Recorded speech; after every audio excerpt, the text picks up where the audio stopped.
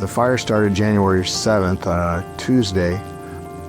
Our power went out and the emergency lights went on. I came over and was on the school property on some steps with a fellow neighbor watching the fire come down the hill and getting closer and closer, and I not knowing really what to do. The fire's coming down. I don't want to evacuate, but I don't want to fall asleep. So eventually at 10 o'clock, I left. Once you get in there and you see the amount of devastation, complete neighborhoods were devastated, homes, cars, it looked like a bomb went off. Saint Rita Church was right outside of ground zero. As we inspected the property, we can see smoke throughout.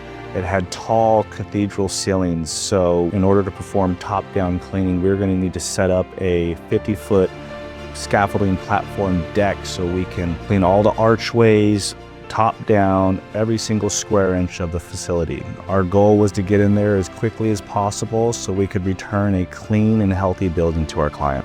So ATI came out to give us the rundown of what procedures were necessary to make our facility safe for use. The order was to do the school, the halls, and then the offices in the church. So ATI came in. I was just amazed. They had like 15 people come in first day. It was like, wow, this is a big crew.